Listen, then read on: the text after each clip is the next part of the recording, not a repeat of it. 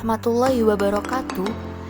Pada kesempatan kali ini, saya akan membahas tentang materi efek fotolistrik guna memenuhi tugas mata kuliah fisika modern dengan dosen pengampu Ibu Dr. Rifati Dina Handayani MSI dan Ibu Lailatul Nuraini SPD MPD. Perkenalkan, saya Aziza Vindasari, NIM 180210102-033, mahasiswi Pendidikan Fisika, Fakultas Keguruan dan Ilmu Pendidikan Universitas Jember.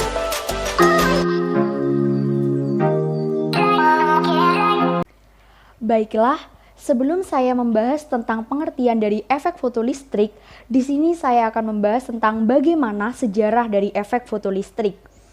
100 tahun yang lalu, Albert Einstein membuat 3 karya besarnya yang berupa makalah ilmiah yang membawanya menjadi ilmuwan yang paling berpengaruh pada abad ke-20-an. Salah satu makalah ilmiah milik Albert Einstein yang paling terkenal adalah tentang efek fotolistrik yang membawanya mendapatkan hadiah Nobel pada tahun 1921. Pada tahun 1921, panitia hadiah Nobel menuliskan bahwa Albert Einstein dianugerahi penghargaan tertinggi di bidang sains tentang penemuannya mengenai hukum efek fotolistrik. Lalu, apakah hubungan antara Max Planck dan Albert Einstein tentang efek fotolistrik? Ternyata, pada tahun 1990, Max Planck mengemukakan hipotesisnya yang menyatakan bahwa cahaya yang dipancarkan oleh suatu materi berbentuk paket-paket energi disebut sebagai kuanta. Hal inilah yang membawa Max Planck memperoleh hadiah Nobel pada tahun 1918. Lalu, apakah pengertian dari efek fotolistrik? Efek fotolistrik adalah peristiwa terlepasnya elektron-elektron dari permukaan zat atau logam, karena permukaan logam tersebut disinari oleh cahaya atau foton yang energinya lebih besar daripada energi ambang atau fungsi kerja dari logam tersebut.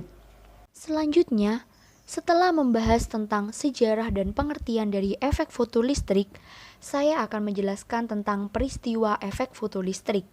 Gambar tersebut merupakan ilustrasi dari peristiwa efek fotolistrik, di mana terdapat katoda dan anoda serta cahaya monokromatis. Ketika alat tersebut diletakkan dalam ruangan yang gelap, maka ampermeter tidak menunjukkan adanya arus listrik. Kemudian, pada saat permukaan katoda yang dalam gambar tersebut diberi lambang huruf K dijatuhi oleh sinar, maka ampermeter akan menunjukkan adanya arus listrik. Aliran arus listrik ini terjadi karena adanya elektron yang terlepas dari permukaan katoda menuju permukaan anoda. Elektron yang terlepas ini disebut dengan fotoelektron. Apabila tegangan baterai diperkecil, maka arus listrik juga akan semakin kecil. Hal ini menunjukkan bahwa hubungan antara arus listrik dengan tegangan baterai adalah berbanding lurus. Ketika tegangan terus diperkecil hingga nilainya negatif, pada saat tegangan mencapai nilai min V0, maka ampermeter menunjukkan angka 0 pula, yang berarti tidak ada arus listrik yang mengalir, dan artinya tidak ada elektron yang terlepas.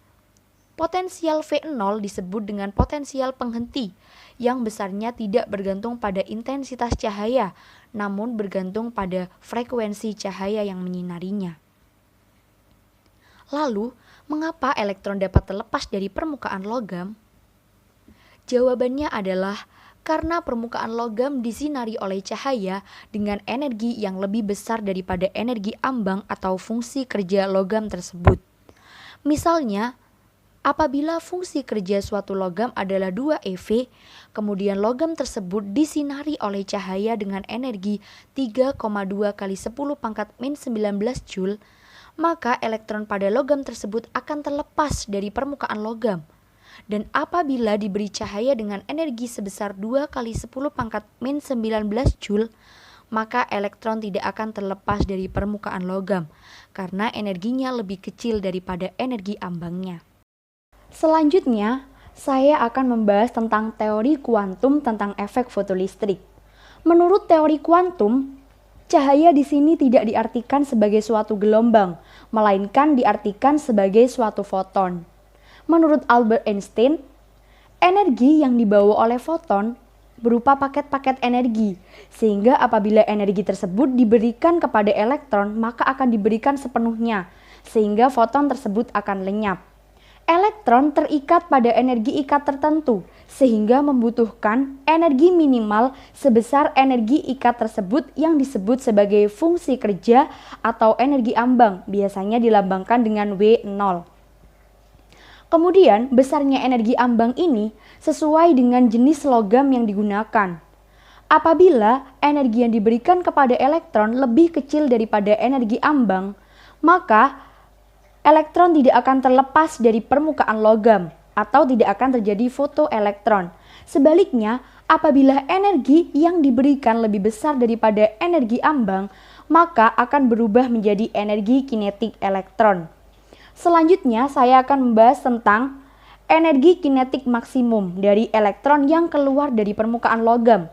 Rumusnya adalah EK sama dengan mv kuadrat atau sama dengan E dikali V0.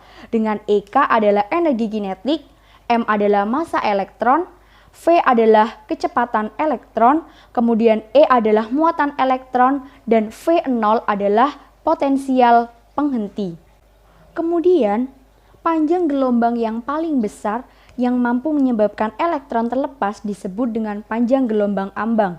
Sebaliknya, frekuensi foton yang paling kecil yang mampu menyebabkan elektron terlepas disebut dengan frekuensi ambang. Sehingga hubungan antara energi foton, fungsi kerja, dan energi kinetik adalah E sama dengan W0 ditambah dengan EK, atau EK sama dengan E min W0.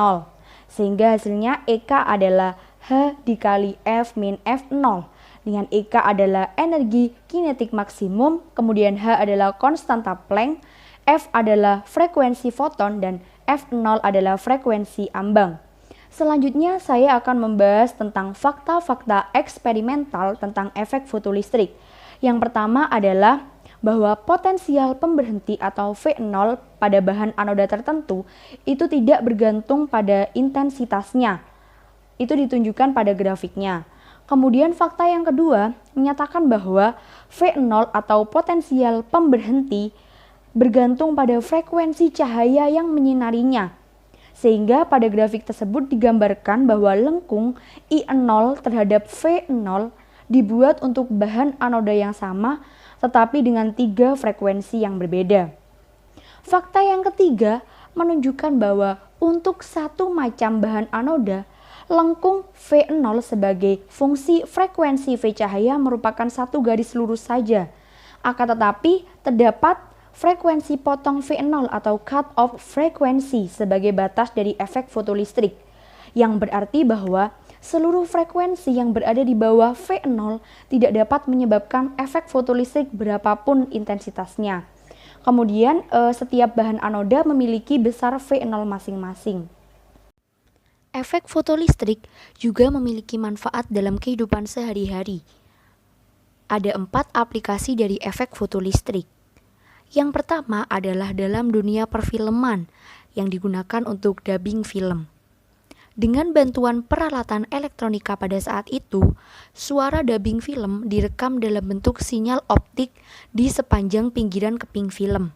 Sehingga pada saat film diputar, sinyal dapat dibaca kembali melalui proses efek fotolistrik. Dan sinyal listriknya diperkuat dengan menggunakan amplifier tabung sehingga menghasilkan film yang bersuara. Kemudian aplikasi yang kedua adalah berupa tabung foto pengganda. Dengan menggunakan tabung ini, semua spektrum radiasi elektromagnetik dapat diamati. Tabung ini memiliki efisiensi yang sangat tinggi, sehingga sanggup mendeteksi foton tunggal. Dengan menggunakan tabung ini, kelompok peneliti di Jepang berhasil menyelidiki besar massa neutrino yang akhirnya dianugerahi hadiah Nobel pada tahun 2002. Di samping itu, efek fotolistrik eksternal juga dapat dimanfaatkan untuk tujuan spektroskopi melalui peralatan yang bernama fotoelektron spektroskopi. Aplikasi yang ketiga yaitu fotodiode atau fototransistor yang bermanfaat sebagai sensor cahaya yang berkecepatan tinggi. Bahkan dalam komunikasi serat optik transmisi sebesar 40 GB per detik yang setara dengan pulsa cahaya sepanjang 10 pikodetik masih dapat dibaca oleh sebuah fotodiode. Fototransistor yang sangat kita kenal manfaatnya dapat mengubah energi matahari menjadi energi listrik melalui fotolistrik internal. Aplikasi yang keempat adalah kamera CCD. Efek fotolistrik juga digunakan dalam produk-produk elektronik yang dilengkapi dengan kamera. Sebut saja kamera pada ponsel, kamera digital dengan resolusi hingga 12 megapiksel, atau pemindah kode batang atau barcode yang dipakai di seluruh supermarket. Semuanya memanfaatkan efek fotolistrik internal dalam mengubah citra yang dikehendaki menjadi data-data elektronik yang selanjutnya dapat diproses dengan menggunakan komputer. Nah, setelah membahas tentang aplikasi dari efek fotolistrik, di sini saya akan mencoba untuk menjelaskan tentang contoh soal yang berkaitan dengan efek fotolistrik disertai dengan pembahasannya. Berdasarkan gambar di bawah ini, apabila fungsi kerja pada logam yang disinari adalah 2,2 eV dan cahaya akan disinari memiliki panjang gelombang lambda dan frekuensi f, maka tentukan energi cahaya minimal dan berapa frekuensi minimal agar elektron dapat terlepas dari logam tersebut. Baiklah, maka pembahasannya. Energi cahaya minimal tidak lain merupakan energi ambang atau biasa disebut fungsi kerja dengan lambang adalah W0. Maka W0-nya kita kalikan dengan EV yang besarnya 1,6 kali 10 pangkat min 19 Joule, sehingga W0 atau energi cahaya minimal agar elektron dapat terlepas adalah 3,52 dikali 10 pangkat min 19 Joule. Kemudian pertanyaan yang kedua adalah frekuensi agar elektron dapat terlepas dari logam. Perlu diingat bahwa energi foton rumusnya adalah E sama dengan HF. Namun di sini dilambangkan dengan W0 atau energi ambang sehingga menjadi W0 sama dengan H dikali F. F-nya di sini adalah F0 atau frekuensi ambang. Kemudian W0-nya kita telah mengetahui besarnya adalah 3,52 dikali 10 pangkat min 19, sedangkan H merupakan konstanta Planck yang besarnya adalah 6,6 kali 10 pangkat min 34 dikali dengan F0 atau frekuensi ambang, sehingga besarnya frekuensi ambang atau frekuensi minimal agar elektron dapat terlepas adalah 0,53 dikali 10 pangkat 15 Joule. Baiklah, kesimpulan dari apa yang telah saya bahas tadi adalah efek fotolistrik merupakan peristiwa lepasnya elektron dari permukaan suatu zat atau logam karena permukaan logam disinari oleh cahaya atau foton yang memiliki energi yang lebih besar daripada energi ambang logam tersebut. Albert Einstein menyatakan bahwa energi yang dibawa oleh foton adalah dalam bentuk paket-paket, sehingga apabila diberikan kepada elektron, maka akan diberikan sepenuhnya sehingga foton akan lenyap. Elektron terikat pada energi ikat tertentu, sehingga membutuhkan energi minimal yang besarnya sama dengan energi ikat elektron, sehingga disebut dengan fungsi kerja atau energi ambang dengan lambang W0. Besar fungsi kerja bergantung pada jenis logam yang digunakan. Apabila energi yang diberikan pada elektron lebih kecil daripada energi ambang, maka tidak akan terjadi pelepasan elektron. Namun apabila energi yang diberikan pada elektron lebih besar daripada energi ambang, maka energi tersebut akan berubah menjadi energi kinetik elektron. Sekian yang dapat saya sampaikan.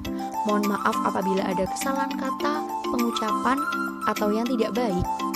Semoga ilmu yang saya sampaikan dapat bermanfaat untuk kita semua. Wassalamualaikum warahmatullahi wabarakatuh.